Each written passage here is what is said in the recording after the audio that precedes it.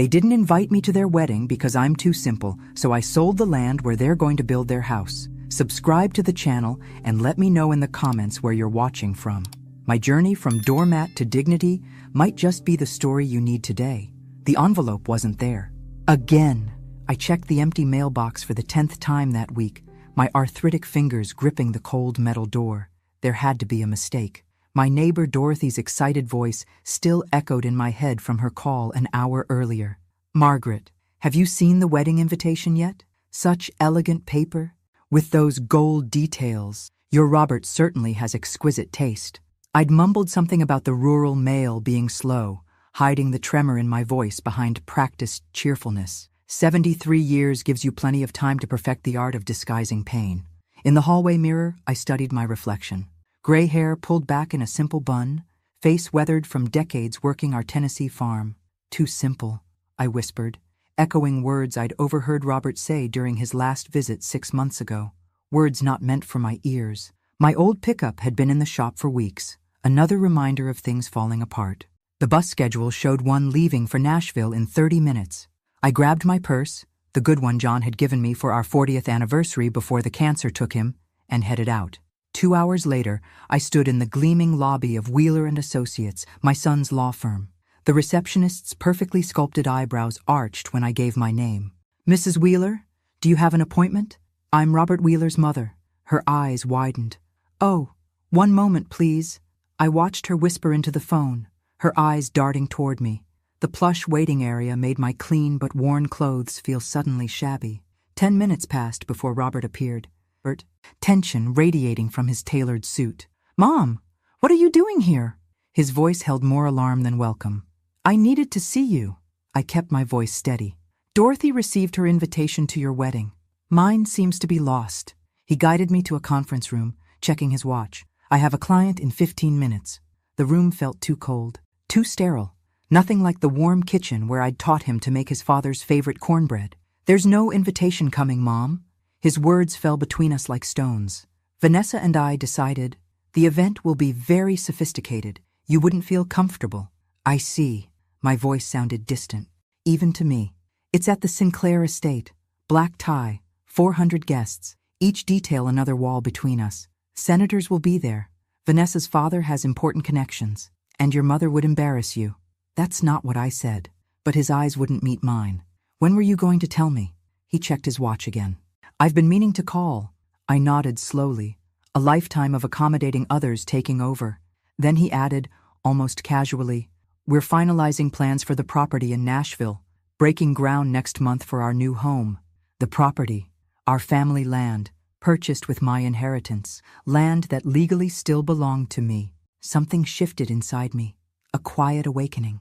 I thought of John, of promises made, of the daughter-in-law I'd never meet, of a wedding I wasn't worthy to attend.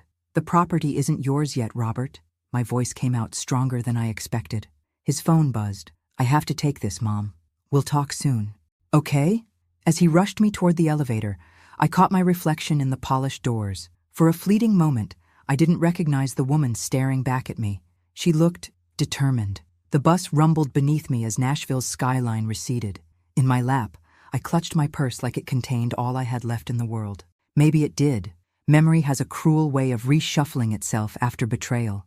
Suddenly, I could see the pattern I'd been too loyal to notice. Robert's visits growing shorter, calls more infrequent, gifts increasingly impersonal, the Christmas check instead of a visit, the birthday card signed by his assistant. When had my son become a stranger? After John died? Before? "Last stop, Oak Ridge," the driver called. Home.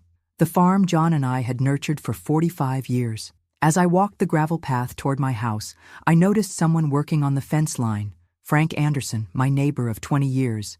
"That north pasture post was leaning something awful," he said by way of greeting, hammering a nail with practiced precision. At 68, Frank's weathered hands still worked with the strength of a younger man. "You didn't have to do that, Frank." "Neighbors help neighbors." He wiped sweat from his brow. "Everything all right? You look like you've seen a ghost." "Just visited Robert in Nashville." Something in my voice must have given me away. Frank set down his hammer. "Want to talk about it over some tea?" Inside my kitchen, I found comfort in the familiar ritual of boiling water and arranging cookies on the plate John had always favored. Frank settled at the table, his presence solid and undemanding. "My daughter hasn't spoken to me in 7 years," he said suddenly. "Married some hotshot politician and decided her roots weren't polished enough for her new life. I didn't know. Don't talk about it much." His fingers traced the wood grain of my table. "Have a grandson I've never met. Used to think it was just a phase." We sat in understanding silence, two people bound by similar wounds. "Robert's getting married," I finally said. "I found out from my neighbor who received an invitation. I won't be attending." Frank's eyes flashed with indignation. "That's not right. Apparently, I wouldn't be comfortable in such a sophisticated event." "Bull," Frank muttered. "What kind of man excludes his own mother?" His outrage on my behalf felt like a balm. For years, I'd made excuses for Robert's gradual distancing. He was busy, successful, building his life. Now, hearing my situation through Frank's ears, the rawness of it struck me anew. Later that evening, after Frank left, I found myself in the spare room where I stored John's things. Among his papers, a sealed envelope caught my eye, my name written in his familiar handwriting. With trembling fingers, I opened it. Inside was a birthday card, never delivered. John had died 3 days before my birthday 5 years ago. "Never forget your worth, Maggie," he'd written. "You built this life as much as I did. The Nashville property we bought with your family money is your legacy as much as mine. Don't let anyone tell you different, especially not our son." I clutched the card to my chest, feeling John's presence surround me. A tear slipped down my cheek, not of sorrow but of something else. Resolve, perhaps. Outside, darkness settled over the farm. Inside, something was waking up. The property tax notice arrived a week later, jarring me from my fog of hurt and confusion. I needed John's files. His office remained largely untouched since his death, a shrine of sorts, with his reading glasses still perched atop folders, as if he'd just stepped out. The metal filing cabinet in the corner had always been his domain. Now, it was my mission. Dust clouded the air as I pulled open drawers filled with farm records, equipment manuals, and tax returns. In the bottom drawer, a folder caught my eye. For Maggie, emergencies only. Secured with one of John's red rubber bands, my heart quickened. John had been methodical about everything, especially our affairs. Inside the folder lay not only the Nashville property deed, but also a leather-bound journal I'd never seen before. The first entry was dated 3 years before John's death. "Doctor confirmed today what I've suspected. My heart's giving out. Haven't told Maggie yet. Need to get our affairs in order first." I sank into John's chair, the weight of his secret pressing on me. Page after page detailed his declining health, his concerns about our farm, and, most disturbingly, his worries about Robert. "Robert came by today, asked again about the Nashville property, said he's thinking of building there someday. Something in his tone bothered me, like he's already counting on it being his." Further entries grew darker. "Patrick Murray called today, said Robert had been consulting different lawyers about accelerating the transfer of property from us, suggested Maggie might not be mentally capable of managing valuable assets. My son is planning to declare his own mother incompetent. I need to confront him, but these chest pains are getting worse." John never had that confrontation. His heart attack came 3 days later. The final pages held his explicit wishes. The Nashville property was bought with Maggie's family money. It should be sold after my death to secure her comfort in old age. Our son needs to make his own way, not depend on our sweat. I closed the journal, mind reeling. Robert hadn't just excluded me from his wedding. He'd been plotting to take control of my property by questioning my mental competence. The betrayal cut deeper than I could have imagined. A knock at the door startled me. Frank stood on my porch, holding a basket of fresh vegetables. "Thought you might like some of my tomatoes," he said, then noticed my expression. "Margaret, what's wrong?" I hesitated, then made a decision. "Frank, do you have time for a cup of coffee? I found something you should see." That evening, I couldn't sleep. John's journal lay on my nightstand, its revelations still burning in my mind. Robert's words from years of visits replayed with new meaning. His casual questions about my memory, his offers to help manage my finances, his suggestions that the farm might be too much for me. I'd mistaken concern for control. As dawn broke over the eastern pasture, I made my decision. No more invisible Margaret. No more doormat. I would reclaim what was mine, not just property, but dignity. When the barn roof partially collapsed during a thunderstorm the following week, I called Robert out of habit. "I'll send someone out," he promised. Distracted, no one came. 3 days later, Frank arrived with his nephew Sam, a skilled carpenter. "Heard you had some trouble with the barn," he said simply. For 3 days, we worked together. As hammer blows punctuated our conversation, I learned more about the man who'd been my neighbor for decades. Frank hadn't always been a farmer. He'd been a structural engineer before retiring to care for his family's land. "Designed bridges that'll outlast both of us," he said, without pretension. "Figured I'd rather grow things than build things in my later years." This revelation made me examine how I'd allowed others, even myself, to reduce my identity to just a farmer's widow.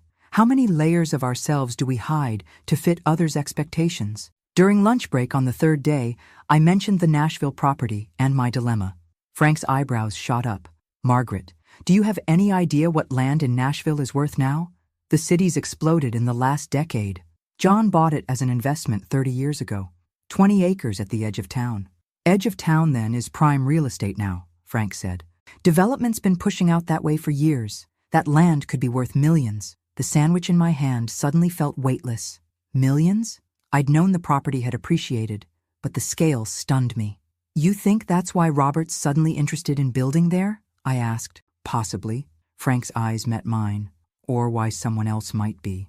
That evening, I called Caroline Fletcher, a school friend who'd become a successful real estate broker. "I need a professional evaluation and honest advice," I told her, "and absolute discretion." 2 days later, Caroline confirmed Frank's assessment. The property's value had skyrocketed, making it highly coveted by developers. "I did some checking in public records," she added hesitantly. "Sinclair Developments recently filed preliminary paperwork for a large-scale residential project in exactly your area. No specific property names mentioned, but the location matches." "Sinclair? As in Vanessa Sinclair's father?" "Yes." Caroline's voice softened. "They can't develop without your permission, Margaret, but they seem confident they'll get it." That same afternoon, I received an unexpected message from someone named Emma Sinclair, introducing herself as Vanessa's younger sister. "I found some old photos of Robert with family and got curious about you," she wrote. "Would you like help setting up social media to reconnect with old friends?" My instinct was to decline, but something stopped me. Knowledge was power, and I needed all I could gather. "I'd appreciate that," I replied. "Perhaps we could meet for coffee?" Later, gazing out at the land John and I had tended for decades, I felt something stirring beneath years of accommodation and self-doubt. Not anger exactly, something cooler, more focused. The property wasn't just land. It was the last thing John and I had built together, and someone was trying to take it from me. The cafe Emma suggested was 30 miles from Nashville, far enough to avoid accidental encounters with Robert or Vanessa. Smart girl. She arrived 5 minutes early. Nothing like the polished socialite I'd imagined. In her late 20s, Emma Sinclair dressed simply in jeans and a button-down shirt, her manner refreshingly direct. "I hope this wasn't too presumptuous," she said, sliding into the booth.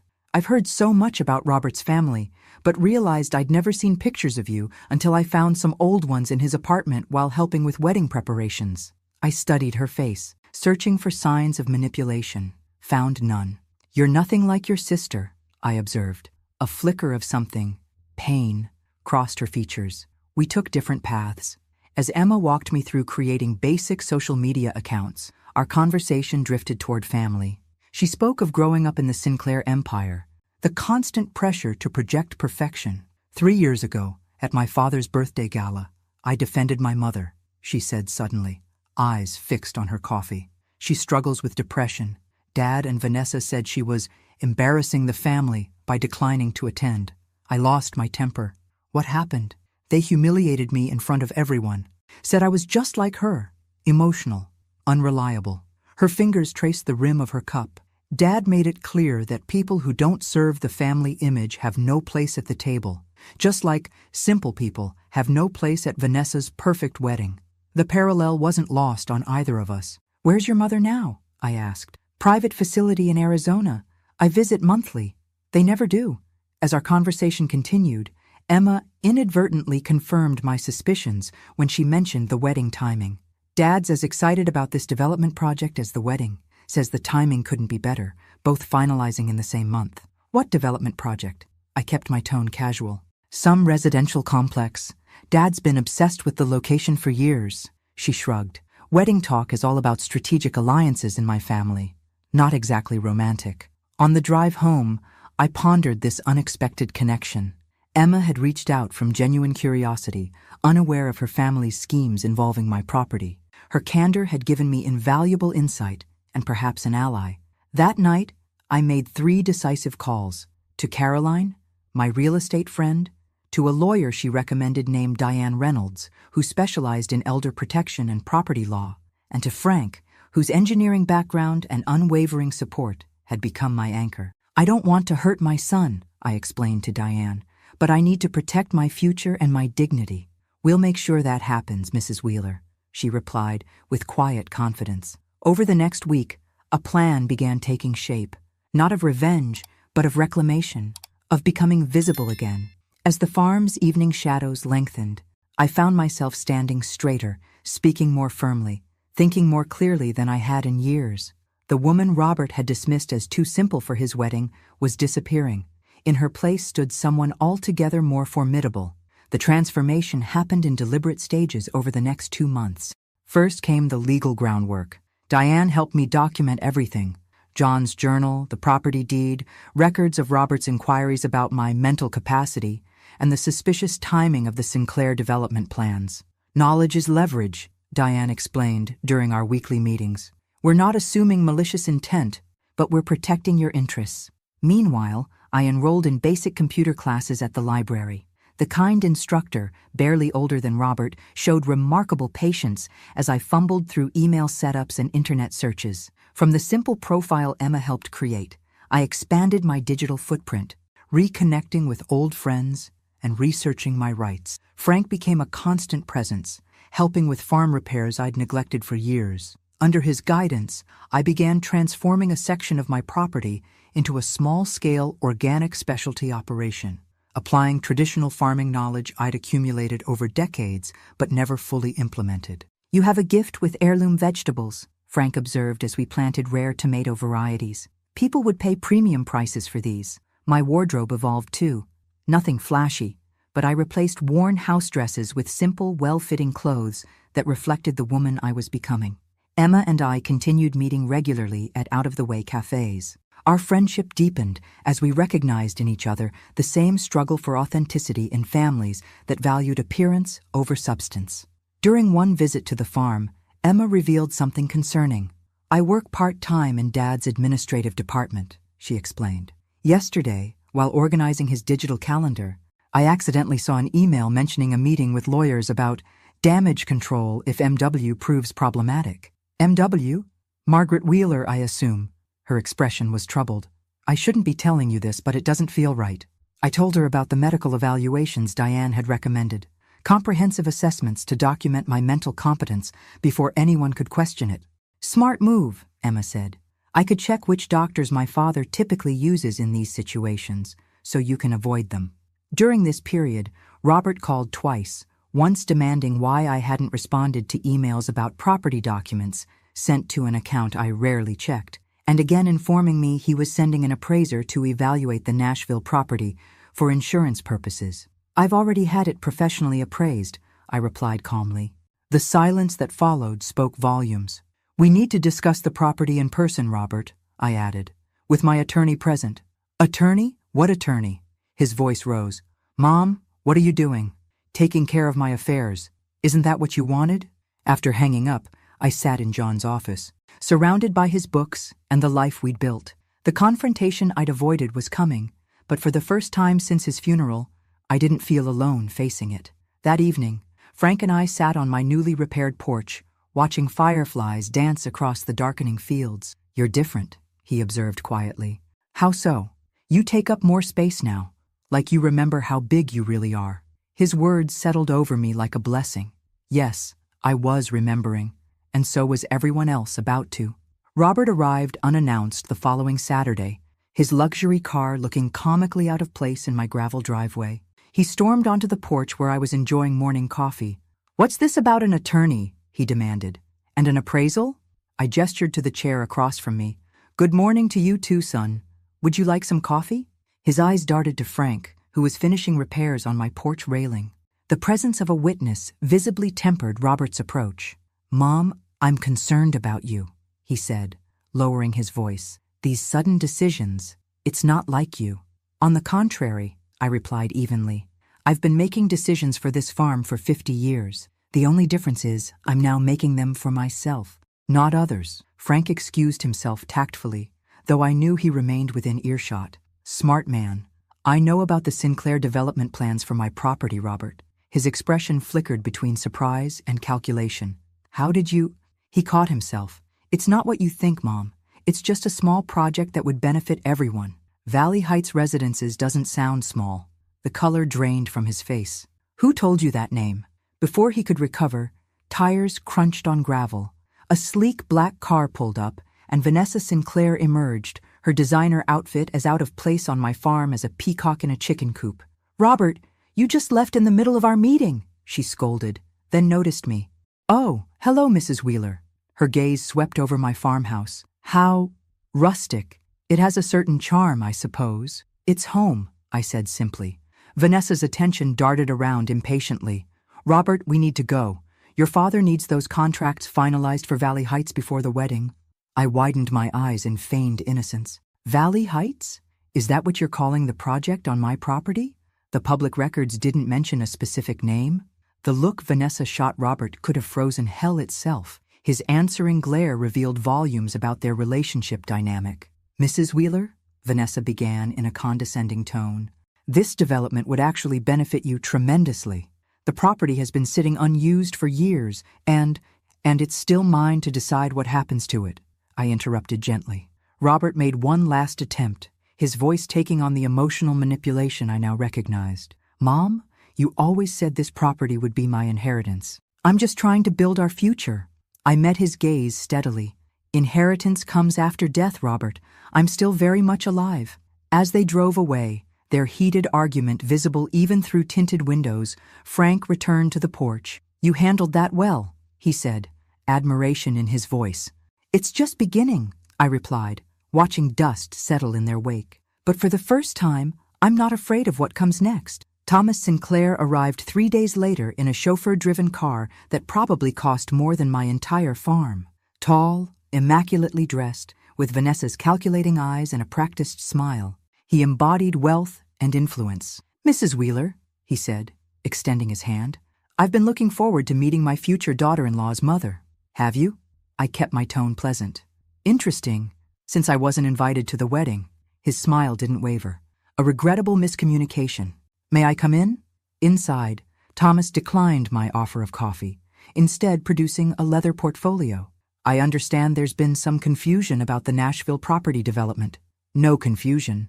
It's my property, and I haven't agreed to any development." He chuckled, as if I'd said something charmingly naive. "Of course, but I believe once you see our proposal, you'll understand what an opportunity this represents." The portfolio contained glossy renderings of an upscale residential community. "Valley Heights will be the premier address in Nashville. We're prepared to offer you a generous participation stake." "What percentage?" I asked. His eyebrows lifted slightly at my directness. 8% of net profits. "For property worth millions? That's interesting math, Mr. Sinclair." His charm began slipping. "Mrs. Wheeler, development involves significant costs and risks, which is why developers normally pay fair market value up front when purchasing land," I countered. "Not lowball percentages." Thomas's demeanor cooled. "I have significant influence in Tennessee business circles. Fighting this development would be emotionally taxing for someone your age." I smiled genuinely for the first time. "Mr. Sinclair, I've spent my entire life working this land. I know when someone's trying to plant rotten potatoes." After his stormy departure, Emma called in a panic. "I overheard Dad, Robert, and Vanessa discussing hiring a doctor to declare you mentally incompetent." My stomach tightened, but John's preparation and Diane's foresight had prepared me for this. "When?" "They're meeting Dr. Simmons tomorrow. Dad used him before with my grandmother." Emma's voice shook. "They did the same thing to her years ago, taking control of property she owned." History repeating itself. I murmured. It's worse. My grandfather did the same to Dad, using him to expand the business and then discarding his dreams. The pain in Emma's voice was raw. It's a family pattern I can't bear watching again.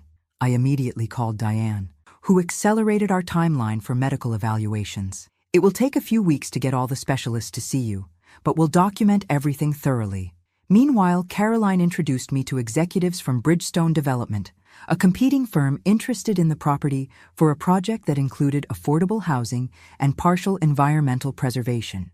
We're not rushing decisions, I told them, but I appreciate understanding all my options. That night, I sat with Frank on the porch, sharing everything I'd learned. They won't stop, he warned gently. Men like Thomas Sinclair don't lose gracefully. Neither do farmers' widows, I replied, taking his weathered hand in mine, especially ones who are remembering who they really are. His fingers tightened around mine, and in that quiet moment, another transformation began, one I hadn't anticipated, but welcomed with a heart opening to possibilities I'd thought long past. With only 5 weeks until the wedding, my strategy unfolded with precision. First, Diane sent formal notifications to Robert and Sinclair Developments stating that no negotiations regarding the property would occur before a complete review of all options, a process that would likely extend beyond the wedding date. Caroline simultaneously initiated preliminary discussions with Bridgestone Development, making it clear I was exploring multiple options without commitment. At home, my transformation continued. I updated my hairstyle. Nothing dramatic, just fresher, more flattering. With Frank's expertise, we expanded the organic farming operation, focusing on heirloom vegetables and specialty crops that commanded premium prices at farmers' markets. Emma, using her administrative position at her father's company, kept me informed of Thomas's movements. During one farm visit, she revealed something disturbing. While organizing Dad's digital calendar, part of my job, I accidentally saw an email about a meeting with lawyers discussing containment strategies if MW proves difficult. Her voice trembled. They're preparing for a fight. This confirmed my suspicions about their true intentions. When I told Emma about my ongoing medical evaluations, she offered invaluable insight. Dad typically uses 3 specific doctors for these situations. I can give you their names so you can avoid them. During this period, Robert's approach evolved. Angry calls gave way to formal emails through attorneys, finally culminating in an apparently conciliatory visit where he offered forgiveness if I would stop complicating matters. I'm not seeking forgiveness, Robert, I replied calmly. I'm seeking respect. The medical evaluations proceeded systematically, neurological, psychological, cognitive assessments, all documenting my perfect mental competence. Each specialist's report became another brick in the wall protecting my autonomy. Frank and I spent evenings planning further farm improvements, our connection deepening beyond friendship into something neither of us had expected to find at our age. His engineering expertise complemented my agricultural knowledge, creating something stronger together than either of us had alone. John would approve, I told Frank one evening as we watched the sunset. He always said life was for living, right until the end. Wise man, Frank replied, his hand finding mine. Almost as wise as his wife. Emma's position grew increasingly precarious as she balanced loyalty to me with her complicated family ties. I'm thinking of leaving Sinclair Developments, she confessed during a farm visit. I can't be part of what they're doing, but I'm afraid of being cut off completely. Whatever you decide, I assured her, you'll always have a place here.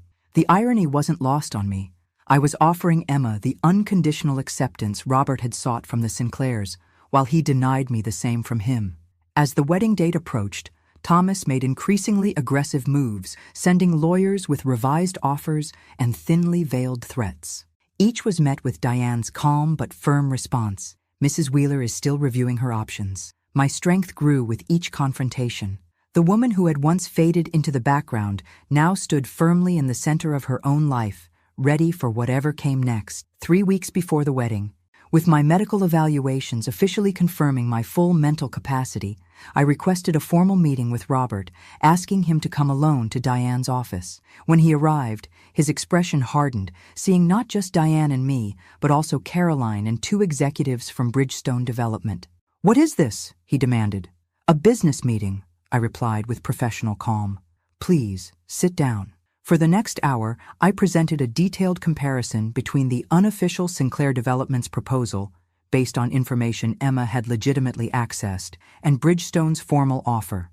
The contrast was stark. Thomas's plan significantly undervalued the property, offering me a fraction of its worth, while Bridgestone offered full market value and more environmentally conscious terms. As a mother, I would keep this property for you, Robert, I explained, my voice steady. As a businesswoman, I cannot ignore a superior proposal. Color drained from his face when I revealed evidence of his previous inquiries about my mental capacity and the true Sinclair plans for the property. How did you find all this? He whispered. Your father kept records, I said simply, and I made new friends. Robert's eyes darted between the documents, his carefully constructed plan crumbling. What hurts most, I continued, isn't that you wanted the property, but that you didn't consider me worthy of knowing the truth, of being included in your life, or even in your wedding. His face reflected a storm of emotions, anger, shame, and finally, reluctant recognition that he had severely underestimated his mother. The Sinclairs aren't who you think they are, I added gently. You don't know them, he countered, but without conviction. I know Thomas offered me 8% of a development on land I own outright. What does that tell you about his business ethics? Something flickered in Robert's eyes. Doubt. Before he left, I handed him a small box containing John's wedding ring. Your father wanted you to have this when you found true love, I said quietly. I still hope one day you will. After Robert departed, the Bridgestone executives excused themselves, leaving me with Diane and Caroline. He'll fight this, Diane warned. Yes, I agreed, but now he's fighting with incomplete information. What do you mean? Caroline asked. I smiled. I didn't tell him I've declined both offers for now. This property represents more than money to me. I need time to decide its future, and mine. That evening, I called Emma to thank her for her help. Her voice sounded strained. Dad's furious about the meeting, she confessed. He's pressuring Robert to contest everything legally, threatening to withdraw financial support for the wedding. Are you all right? I asked, concerned for her position. I made a decision, she said firmly. I'm leaving Sinclair Developments. I can't be part of this anymore. As I hung up, I felt both pride in Emma's courage and sorrow for what Robert couldn't see, that he was sacrificing authentic relationships for a world built on manipulation and control. Frank found me on the porch, staring at the stars John and I used to name together. Penny for your thoughts, he said, settling beside me. I'm wondering if I did the right thing. For Robert, I mean. Frank considered this. You did the honest thing. Sometimes that's the only right there is. As darkness wrapped around us, my phone rang. Robert's name illuminated the screen. They were using me all along, weren't they? His voice sounded broken, vulnerable in a way I hadn't heard since he was a child. I think it's time we really talked, son, I said gently, not as adversaries, but as family. Rain pounded against my kitchen windows the morning Robert returned, not in his luxury car but in a rental, soaked and carrying only one suitcase. The wedding's off, he said simply, water dripping onto my freshly mopped floor. I handed him a towel without comment, putting on coffee as he slumped at the kitchen table where he'd done homework as a boy. Emma showed me documents she found, he continued, voice hollow, about how they were structuring the development. They were planning to funnel most profits through an offshore subsidiary company, one I wouldn't have been part of. I set a steaming mug before him, remembering how he'd always taken it. One sugar, splash of milk. When I confronted them, Vanessa didn't even deny it. She said the marriage was more a corporate alliance than a romance anyway. His hands trembled slightly. How did I not see what was right in front of me? We see what we want to, I said gently. I did the same with you for years. His eyes met mine, recognition dawning. Nishan, I was awful to you. You were lost, I corrected. There's a difference. We talked for hours, really talked, perhaps for the first time since John died. Robert revealed the pressure he'd felt to succeed, to prove himself worthy of the Sinclair world, how he'd gradually lost himself in pursuit of external validation. I have savings, he said, answering my unasked question about his future. I've been living modestly, saving for the dream house. Ironic, right? In the weeks that followed, our relationship entered unfamiliar territory, honest but fragile, the trust between us requiring careful rebuilding. Robert rented an apartment in the nearby town and began restructuring his legal career independent of Sinclair influence. Thomas attempted to sue both of us for business sabotage, but Diane's meticulous documentation and Emma's evidence resulted in a quick withdrawal when it became clear a public lawsuit would only expose questionable Sinclair business practices. Emma, having finally resigned from her father's company and cut financial ties with her family, accepted my offer to help manage the foundation I was establishing with part of the property proceeds, a scholarship program for young people studying sustainable agriculture. One evening, as Robert helped Frank and me with harvest preparations, he paused, looking out over the land. "I was so busy chasing what I thought I wanted," he said quietly, "that I never saw the value of what was already mine." Frank nodded sagely. "Most expensive education there is, learning that lesson." Robert's smile was tinged with sadness. "At least I learned it before it was too late." That night, after Robert left, I sat with Frank on the porch swing he'd built, his arm comfortably around my shoulders. "Diane called," I told him. "The Bridgestone contract is ready whenever I am." "And are you?" he asked. "Ready?" I considered this, watching fireflies emerge in the twilight. "Yes, but with modifications." "What kind?" "I want part of the proceeds to restore this farm completely, make it a model of sustainable agriculture, another portion for the foundation, and a trust for Robert with conditions, education for any children he might have, medical emergencies, or starting his own practice, never for speculation or Sinclair projects." Frank's eyes crinkled. "Protecting the future while honoring the past. John would be proud." "There's one more condition," I added, turning to face him. "I'd like a partner in this venture. Someone with engineering expertise and a good heart." His weathered hand found mine. "Reckon I might know someone who fits that description." As stars appeared above our heads, I felt John's presence, not as a ghost, but as the foundation that had made this new chapter possible. 6 months later, the farm bustled with activity I couldn't have imagined when I sat alone in my empty kitchen, devastated by a missing wedding invitation. Our organic operation had expanded, employing 4 local workers and gaining regional recognition for sustainable methods. The foundation had awarded its first scholarships to 3 promising students. The Nashville property transaction had closed, with terms far more favorable than anything the Sinclairs had proposed. Frank had become more than a friend and business partner. He was the unexpected second chance I never thought I'd find. His practical knowledge complemented mine. His quiet strength a different kind, but equally valuable as John's had been. Robert, working remotely as a legal consultant for small farmers and rural businesses, had found purpose that aligned his professional skills with more authentic values. His weekly visits became a highlight rather than a source of anxiety. On a gentle spring afternoon, Emma helped me with the foundation's accounting while we waited for our usual family dinner. Robert arrived, uncharacteristically nervous. "I've invited someone," he said. "I hope that's okay." Her name was Claire, a local teacher Robert had met while volunteering at the community school. Unlike Vanessa, she greeted me with genuine warmth, admiring the farm with authentic interest rather than forced politeness. During dinner, news about the Sinclairs emerged. Sinclair Developments faced federal investigations for questionable offshore practices. Vanessa had relocated to Europe, publicly distancing herself from her father's business to protect her own reputation. As I observed the table, Robert animatedly discussing a case with Claire, Emma laughing with Frank about some shared memory, the vibrant farm surrounding us, a profound peace settled over me. The betrayal that had nearly broken me had instead forced me to rebuild myself stronger, truer to the woman I'd always been beneath years of accommodation and invisibility.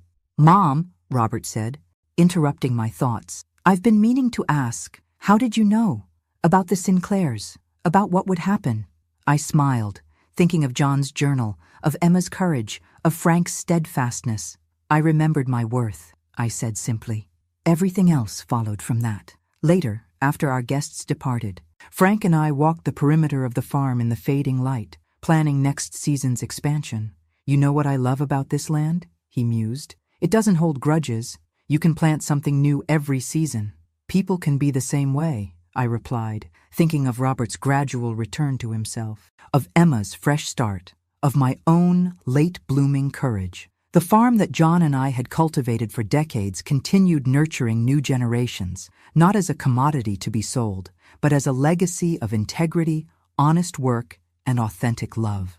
As dusk settled over fields that had witnessed both my deepest pain and unexpected joy, I remembered John's words from his journal, "Never forget your worth, Maggie." Finally, I hadn't, and neither had anyone else.